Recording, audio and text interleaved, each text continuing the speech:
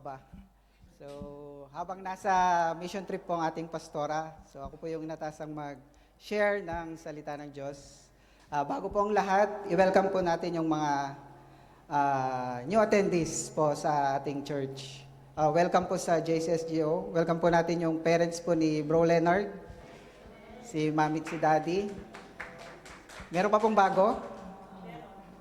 Ayun, bisita po ni Sis Min. Ano pong pangalan po? Morning. Welcome po. Sino pa po? Welcome po sa JCSGO. And si Kuya John. Welcome ulit. Alam ko hindi ka bago pero let's welcome. So before we start, let's read. Ito po yung text ng ating topic ngayon. Sa Matthew chapter 6,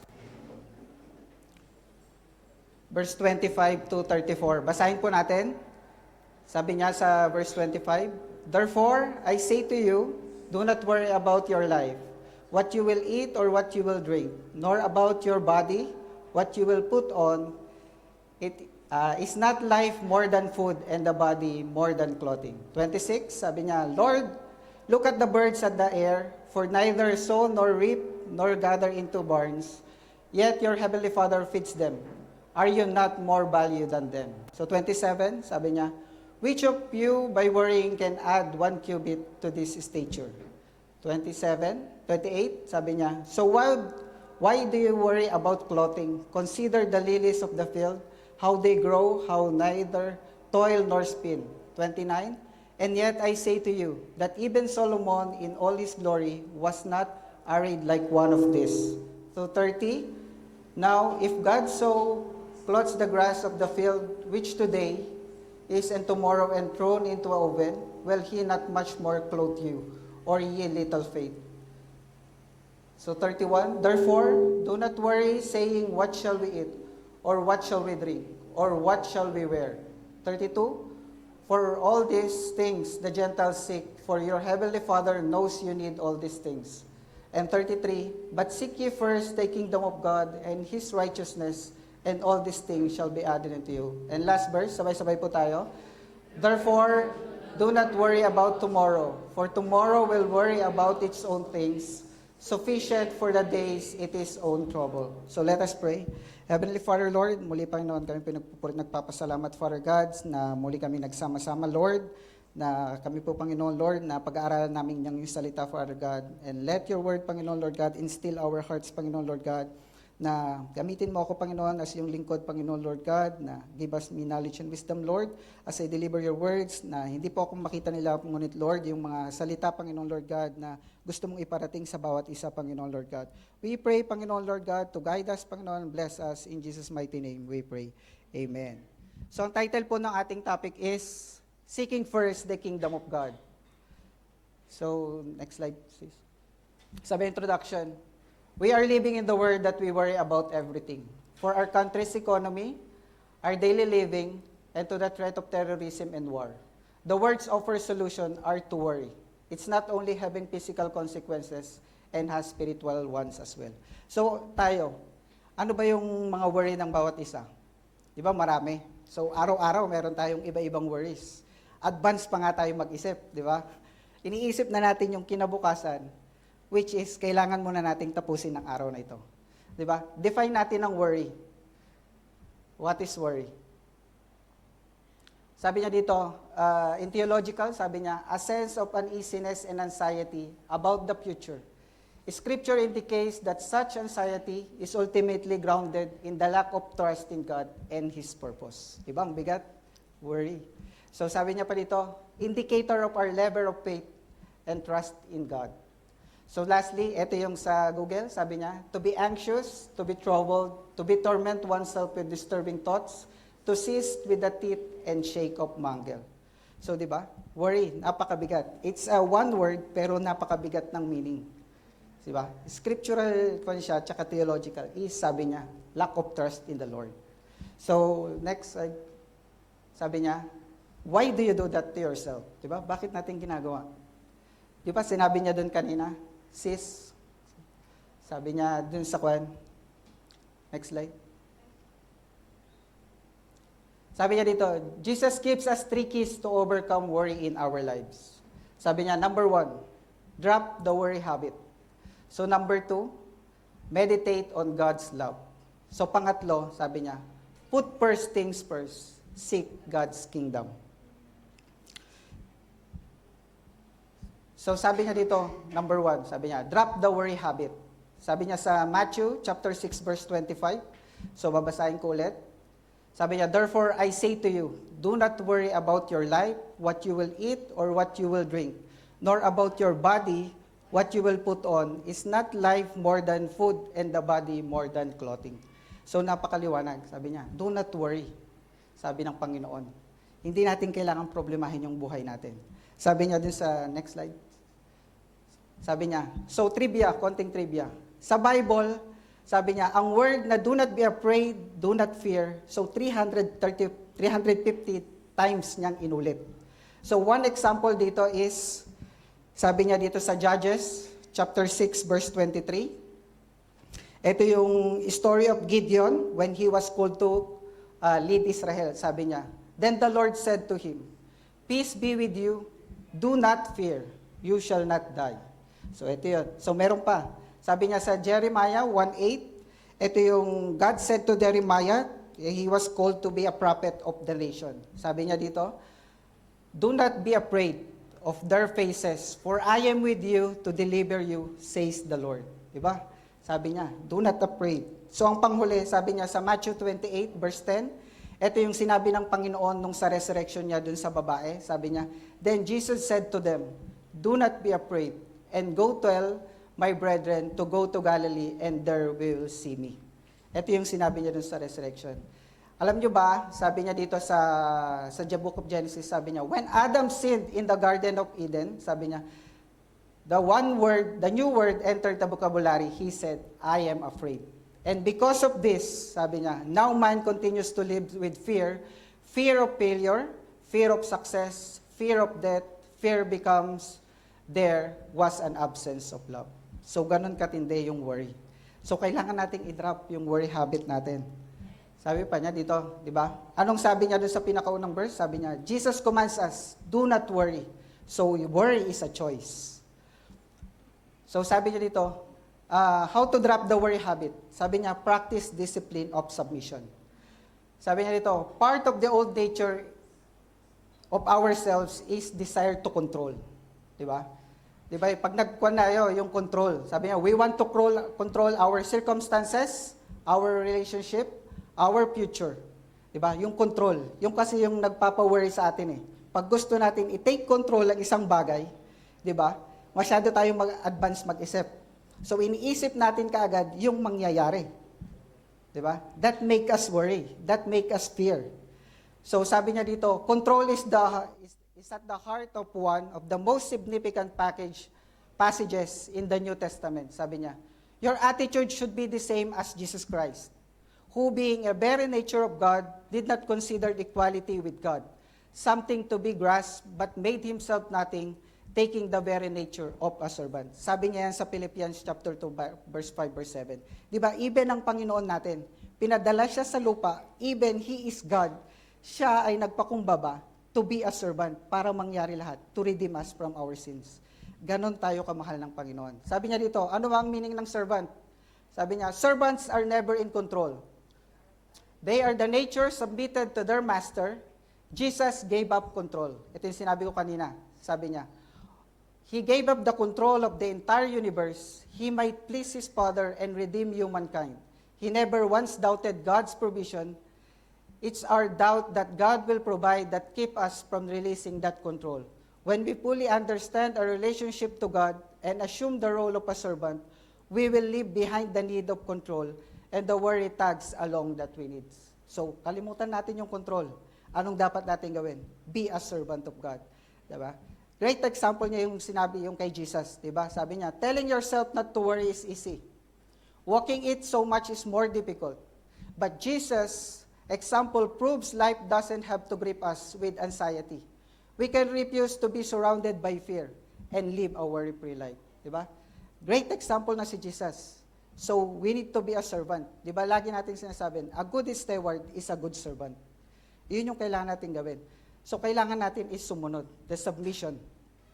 So, sabi niya sa Philippians 4, chapter 6, verse 7, ito yon, promise ng Panginoon, be anxious for nothing, but in everything by prayer and supplication, with thanksgiving, let your requests made known to God.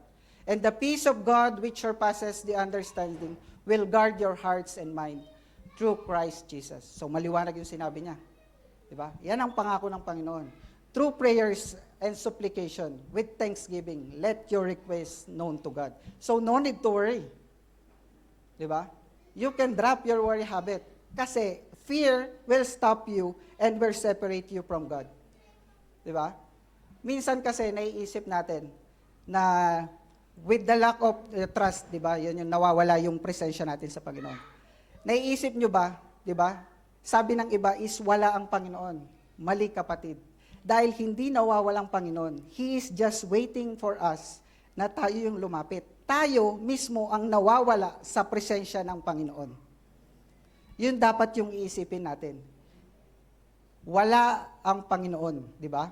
Hindi siya nawawala, kundi tayo ang nawawala sa presensya ng Panginoon. Yun yung dapat nating isipin. Sabi pa niya, isa pang promise niya sa 1 Peter chapter 5 verse 7, casting your anxieties to Him because He cares for you. Diba? Ang daming book sa Bible that will say that do not fear. Diba? Sabi niya lahat, cast your anxieties. Ganon dito. Sabi pa niya sa Exodus 14 verse 14, sabi niya dito, the Lord will fight for you. You shall hold your peace. Diba? If you have that peace, you don't need to worry. Diba? Kasi nga, mapayapa ang lahat eh. Fear will distract you and fear will give you that kaguluhan sa sarili mo mismo. Diba? Distraction yung mangyayari sa'yo if you worry so much. Sabi pa niya dito sa Psalms 46 verse 10, be still and know that I am God. I will be exalted among the nation. I will exalt on earth. Sabi niya. So, anong sabi ng Panginoon? Be still. Diba? And know that I am God.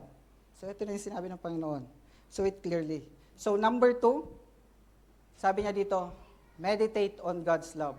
So, babasahin ko ulit. Sabi niya sa Matthew chapter 6, verse 26, verse 30, look at the birds of the air, for they neither sow, nor reap, nor gather into barns, yet your heavenly Father needs them, are not of more value than they. 27, which of you by worrying can add 1 cubit to his stature? So 28, so why do you worry about clothing? Consider the lilies of the field, how they grow, how neither they toil, and yet I say to you that even Solomon in all the glory was not arrayed like one of these. Now, if God so clothed the grass of the field, which today is and tomorrow is thrown into the oven, He will not much more clothe you, O you, all little faith. Diba? Ano ba yung sinabi niya doon, diba, sa panghuli? Little faith. So, wag tayo dapat little faith. Ito yung sinabi niya sa mga disciple niya mismo. So, sa disciple niya, sinabi niya, much more pa sa atin. Diba? Why do we need to have a little faith? Sabi niya sa verse 26, diba? Jesus says, look at the birds in the air and the flowers of the field. Bakit? He is saying, you are more valuable to God than the birds and the flowers. Diba? Sa Genesis, sabi niya doon, God created man to govern all His creation. So, mas mataas tayo doon sa mga sinabi niya dito na verse. Kaya nga, inihambing niya ang mga ibot at flowers, tayo. Kasi tayo ang mag-govern sa kanila. We are created to govern them. So, we are more value than them. Kung sa kanila is nagpro-provide ang Panginoon, what much more sa atin? Kasi nga, we are more valuable than them. So, no need to worry. Just meditate on God's love. And because of that love, ito yung kailangan natin gawin. Sabi niya sa verse 27, isa pa sabi niya, and who of you being worried can add a single hour of your life? In other words, worry doesn't help you at all. In fact, worry makes things worse. Di ba? So, kailangan lang natin na mag-meditate. Alalahanin natin yung pag-ibig ng Panginoon. At alalahanin natin that our value is more greater than the love of God. Di ba? Yun sabi niya dito. Sabi niya, if God gave us His best for us, His Son, how He will not provide everything else what we need? We are the supreme value. God gave it all for us.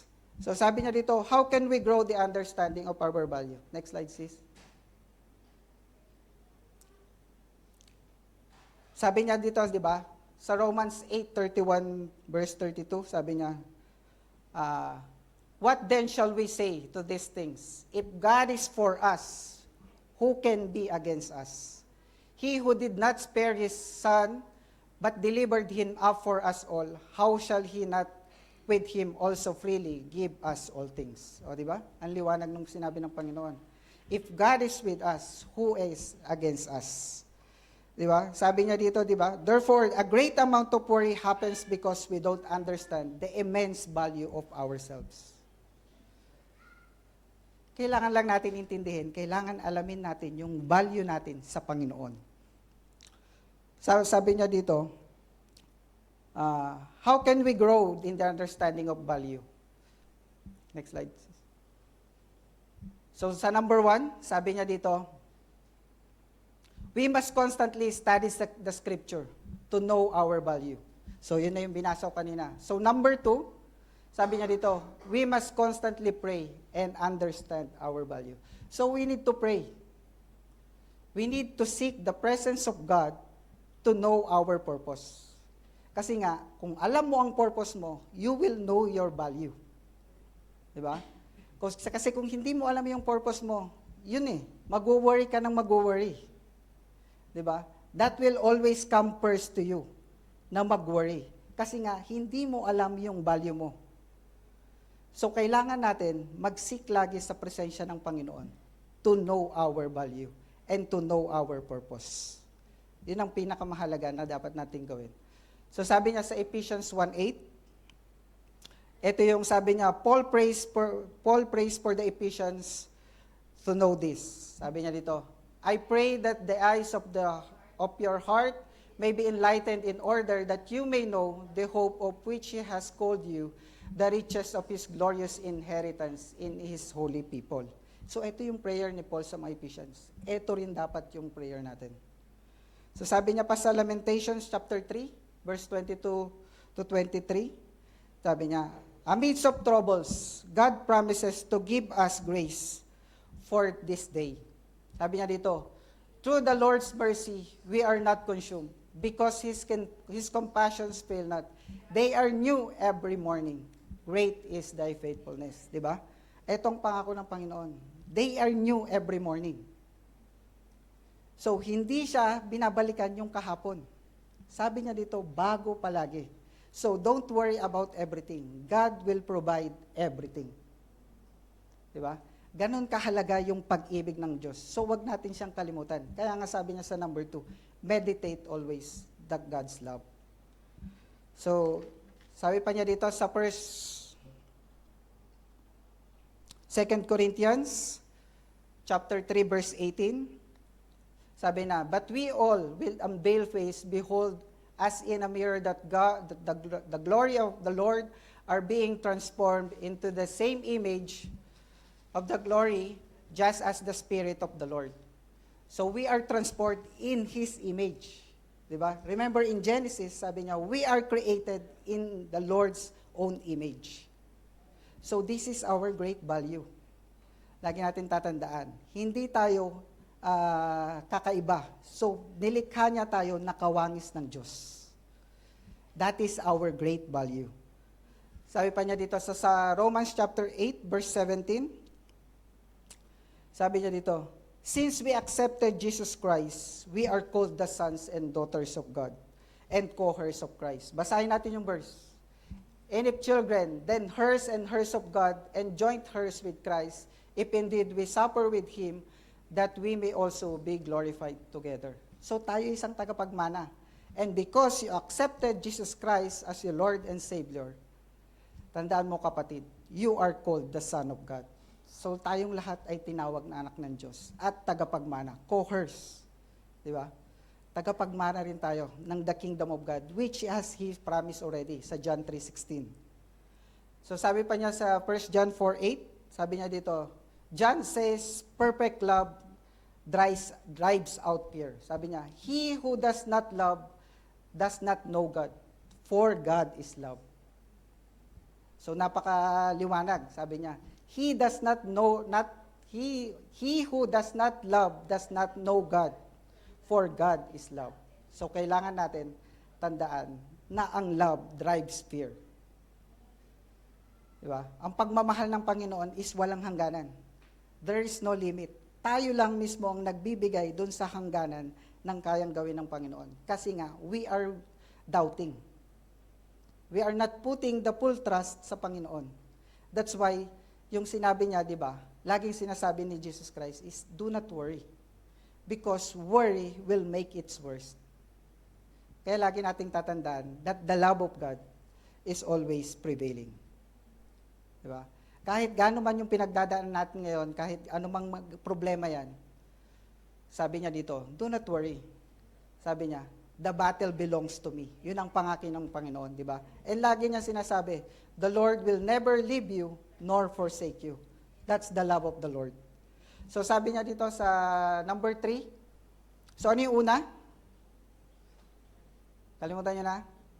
Number 1 is, drop the worry habit. So pangalawa, meditate God's love. So pangatlo, sabi niya, put first things first. Seek God's kingdom. Sabi niya sa Matthew chapter 6, verse 31 to 34, sabi niya, therefore, do not worry, saying, what shall we eat? What shall we drink? Or what shall we wear? For after all these things, the Gentiles seek, for your heavenly Father knows that you need all things. And 33, but seek ye first the kingdom of God and his righteousness, and all these things shall be added unto you. And verse 34, sabi rito, therefore, do not worry about tomorrow, for tomorrow will worry about its own things. Sufficient for the day, it is own trouble. So maliwanag, di ba? First things first, anong dapat natin gawin? Di ba? Seek God's kingdom. So yung sinabi niya doon sa, wag tayong little faith. Sabi niya, our Father greatest desire to give us the kingdom's wealth. When we refocus our vision of wealth, we realize the extent of which God's provide us, both in life and in life to come. Those things are the ultimate value. Our salvation in lives we influence for God's kingdom cannot be lost. These are the things that the thieves cannot be stealed and the moths cannot be destroyed. Yun yung pangako ng Panginoon. That we need to seek His kingdom, we need to trust Him. And that trust, dun niya tayo pangahawakan. He will provide everything. Sabi niya dito sa, next slide sis. Sabi niya dito sa Luke chapter 10 verse 41-42. Ito yung isang great example. Sino nakakaalala nung story ni Martha and Mary? Di ba? Yung si Martha na aligaga nung dumating, di ba? May bisita sila si Jesus Christ na aligaga na nagpe-prepare sa kusina. At si Mary na hindi niya tinulungan si Martha, which is nakinig lang siya sa Panginoon. Ito yung sinabi sa kanya ng Panginoon sa Luke chapter 10 verse 41-42. And Jesus answered and said to her, Martha, Martha, you are worried and troubled about many things. But one thing is needed, and Mary has chosen that good part, which is not taken away from her. Diba? Ano yung ginawa ni Mary? Diba? Nag-seek siya ng kingdom ni God. Inuna niya yon. Si Martha, na naging aligaga, ano yung nangyari sa kanya? He worried too much. Kasi yun ang inuna niya, hindi niya inunang Panginoon. Ito yung alin ba tayo sa dalawa? We are Martha or we are Mary? Di ba? We are both. Di ba? Kasi nga, nasa nature na natin eh. Tao tayo. So, andun na lagi, hindi mo maalis sa sarili natin na mag-worry. Di ba? Kahit ako mismo, marami rin akong worries. Pero gaya ng pinangako ng Panginoon, di ba? Just pray to Him. Isuko mo lahat. Diba? And sabi nga niya doon sa 34, diba? Sa verse 34, balik mo nga sa verse 34.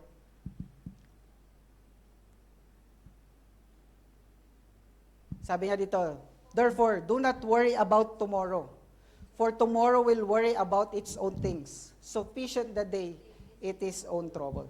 So wag tayong masyadong advance mag-isip.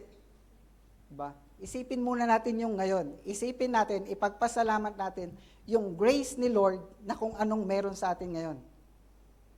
Diba? Kasi kung iisipin mo yung kinabukasan, it will worries you. Kasi hindi mo alam yung mangyayari in your future eh. Diba? So one step at a time, let the Lord lead you to what is your purpose. Yun yung kailangan natin gawin. Sabi niya dito, next slide. Next pa. Sabi niya dito sa 1 Chronicles chapter 16 verse 11, sabi niya, ito yung King David's remind his people while transporting the Ark of the Covenant to Jerusalem before the great religious festival. Sabi niya dito, seek the Lord and His strength. Seek His face evermore. Diba? Even noong pang sa kapanahunan ni King David, lagi nang sinasabi, seek the Lord. Diba? Hindi sila naging matagumpay lahat ng prophet if they didn't seek the Lord. Even King Solomon, even King David. Diba? Naging matagumpay sila because they seek the Lord. Inuna nila ang Panginoon. So sabi pa niya dito sa 1 Chronicles 22 verse 19, ito yung David prepares for his son Solomon to build the temple of God of Jerusalem. Sabi niya dito, now set your heart and your soul to seek the Lord your God. Therefore, arise and build the sanctuary of the Lord God to bring the ark of the covenant of the Lord and the holy articles of God into the house that is to be built for the name of the Lord. Diba? Sabi niya rin dito, seek the Lord. Before anything na gagawin natin, we should seek the presence of the Lord. Sa mga decision natin, lahat ng decision na sinik mo at inas mo ang guidance ng Lord, hindi ka mawawala. Hindi siya magpe-fail. Because you let the Lord hold it and control it. Diba? Tayo lang, kailangan lang natin maging submissive. Submissive to be a servant. Submissive to be a servant of the Lord. He knows everything. Alam niya at meron na siyang iplinano sa atin.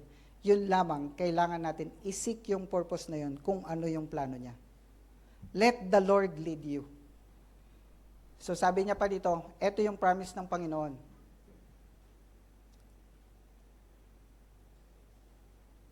Sabi niya sa Jeremiah chapter 29 verse 13, sabi niya, Prophet Jeremiah encourages his people, and you will seek me and find me when you search for me with all your heart. So, kailangan ko pa bang explain?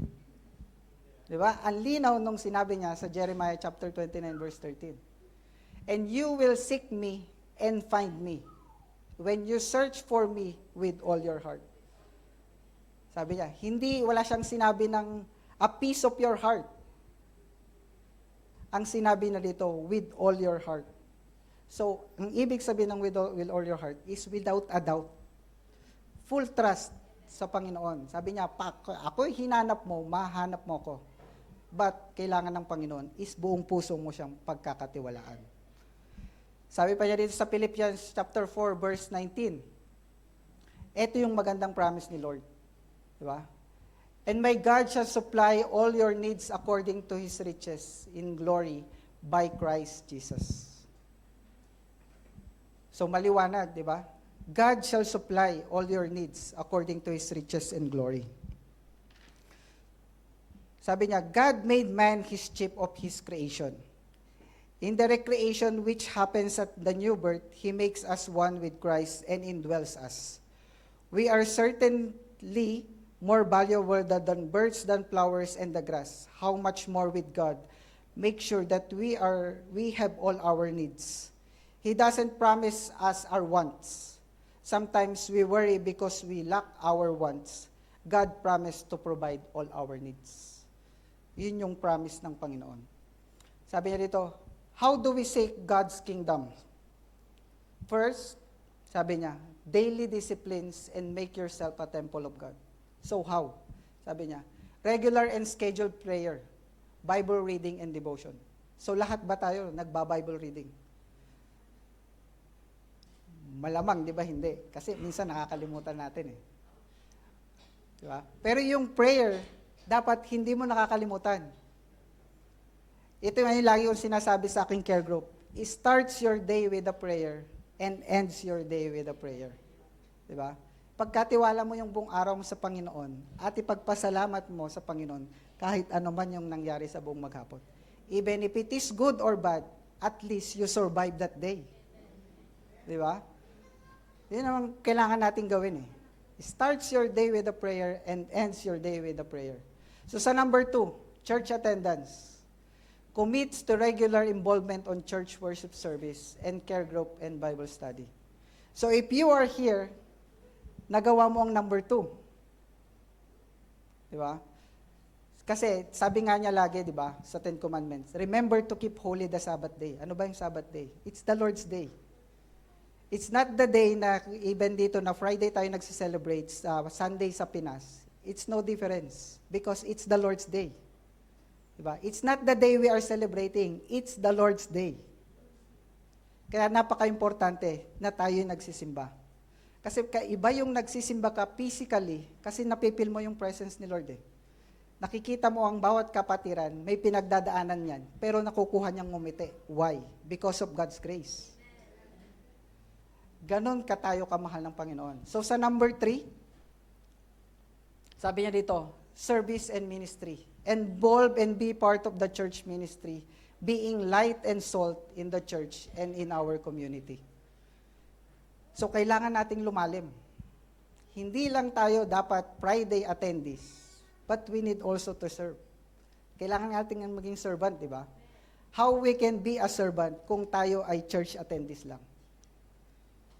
Ano ba yung kuwan natin? When we became a Christian, ano ba yung pinaka-responsibility natin? To share the word, di ba? Gusto mo ba na ikaw lang ang ligtas? Siyempre hindi.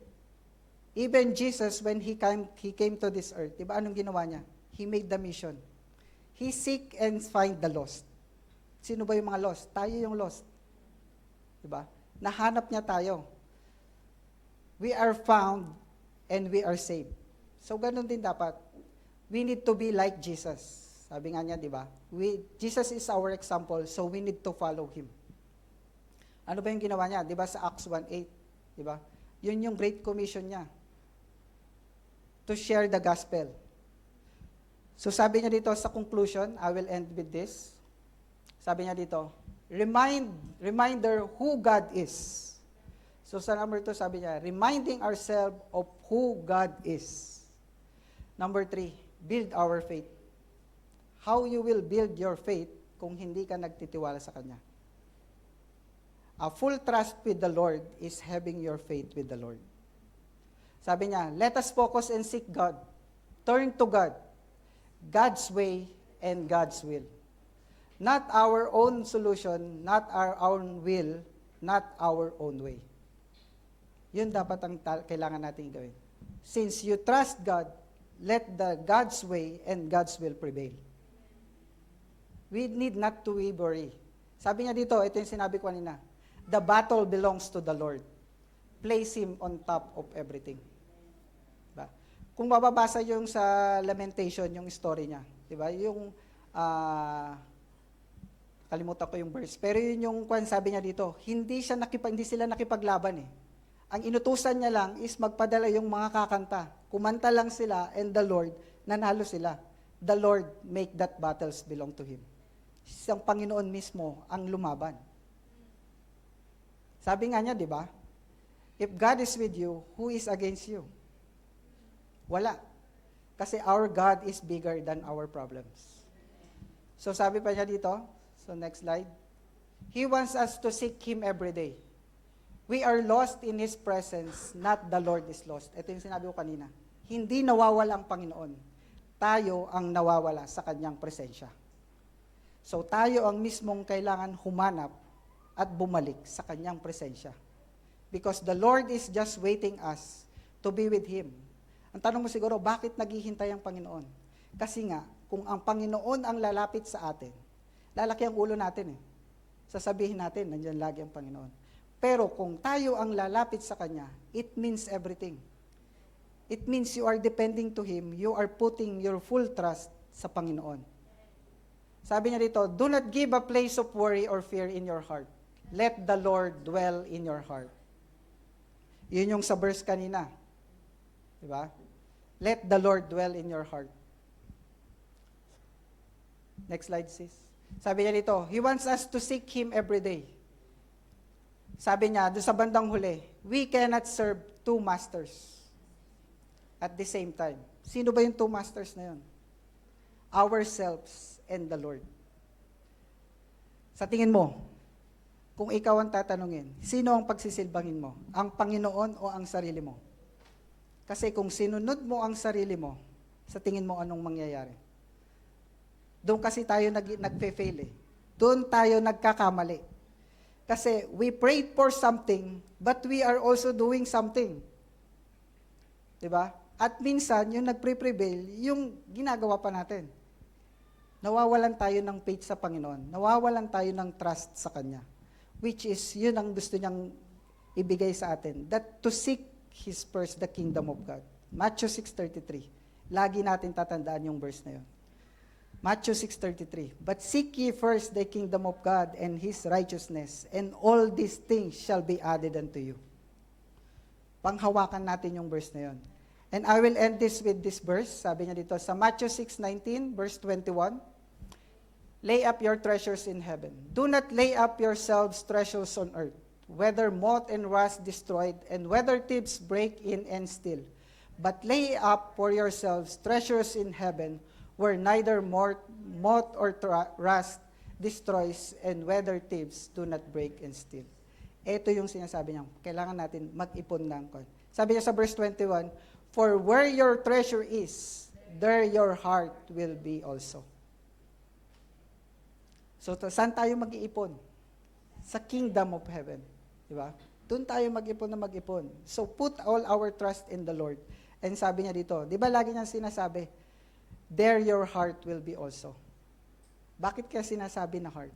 Kasi nandito lahat eh. Di ba? Putting the Lord in our heart will lead us to everything that has God promised. Kasi nangako na yung Panginoon eh.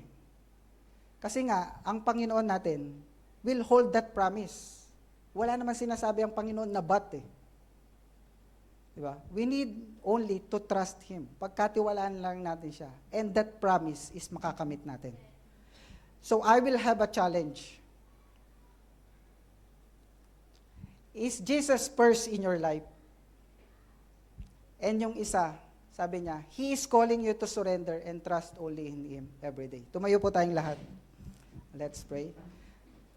Heavenly Father, Lord, muli pa rin kami po nagpapasalamat, Lord, sa natapos namin pag-aaral ng iyong salita, Panginoon. Lord, we know, Lord, na napakahirap, Panginoon, Lord, na magtiwala fully sa iyo, Panginoon, Lord God. But with you, Panginoon, Lord God, we put all our trust sa inyo, Panginoon, Lord God. Help our hearts, Panginoon, Lord God, yung sarili namin, Panginoon, Lord God, na ipagkatiwala sa inyo lahat, Panginoon, Lord God. And Lord, lahat ng pinag-aralan namin, Panginoon, Lord God, ay may apply namin, Panginoon, Lord God. Hindi namin kaya, Panginoon, kung wala kayo, Panginoon, Lord God, as you will lead us, Panginoon, Lord God. Hold our hearts, our fear, Panginoon, Lord God, as you were promised, Panginoon, Lord God, that you will never leave us nor forsake us, Panginoon, Lord God.